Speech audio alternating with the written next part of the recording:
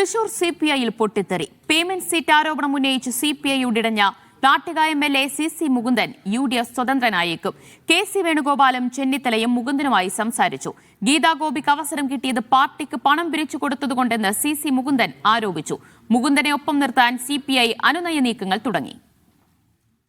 ഇപ്പോഴത്തെ പോളിസി അനുസരിച്ച് ഇങ്ങനെ എടുത്തൊരു തീരുമാനം എന്നെ സംബന്ധിച്ചോളം വളരെ വേദനിപ്പിക്കുന്ന അനുഭവമാണ്. അതൊരു നിലയ്ക്ക് ഉണ്ടാവാൻ പാടില്ലാത്തൊരു കാര്യമാണ്. ലളിത ജീവിതം കൊണ്ടും മണ്ഡലത്തിലെ സാന്നിധ്യം കൊണ്ടും ശ്രദ്ധ നേടിയ MLAക്ക് രണ്ടാമതൊരു അവസരം CPI നിഷേധിച്ചതോടെയാണ് പൊട്ടിത്തെറിയിലേക്ക് കാര്യങ്ങൾ നീങ്ങിയത്. ആരുടെ പിന്തുണ തേടിയും സ്വതന്ത്രനായി മത്സരിക്കുമെന്നും പറഞ്ഞ CC മുകുന്ദൻ അത് പാർട്ടിക്കെതിരായ പ്രതിഷേധമാണെന്നും പ്രഖ്യാപിച്ചു. സ്വന്തം വീട്ടിൽ നിന്ന് കിട്ടുന്ന 6 വോട്ട് മാത്രം മതിയെന്നും CC മുകുന്ദൻ. ഗീതാഗോപിക്ക് സീറ്റ് നൽകിയത് പേയ്മെന്റ് സീറ്റാണോ എന്ന് പരിശോധിക്കണം.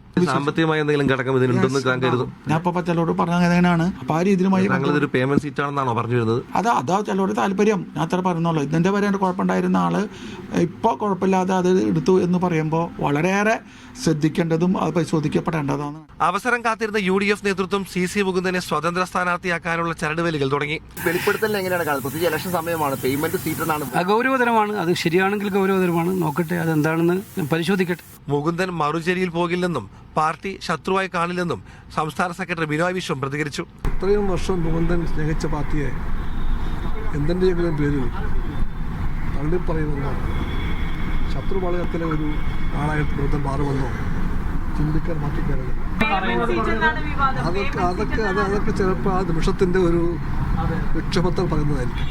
അന്ന് കമ്മ്യൂണിസ്റ്റ് പാർട്ടിക്കകത്തില്ല, ഉണ്ടാകുകയില്ല. പാർട്ടി നിയോഗിച്ച പേഴ്സണൽ സ്റ്റാഫ് വ്യാജ ഒപ്പിട്ട് പണം തട്ടിയെന്ന് MLA ആരോപിച്ചതോടെയാണ് മുകുന്ദനും പാർട്ടിയും തമ്മിൽ ഇടയുന്നത്. പാർട്ടിക്കെതിരെ പരസ്യ പ്രതികരണങ്ങൾ നടത്തുന്നത് പതിവായതോടെയാണ് മുകുന്ദനെതിരെ നടപടി വന്നത്. അതിലും തീരാതെയാണ് ഇപ്പോൾ സീറ്റ് നിഷേധം. തൃശൂരിൽ നിന്നും നടരാജ് പരശുറാം, മീഡിയ 1.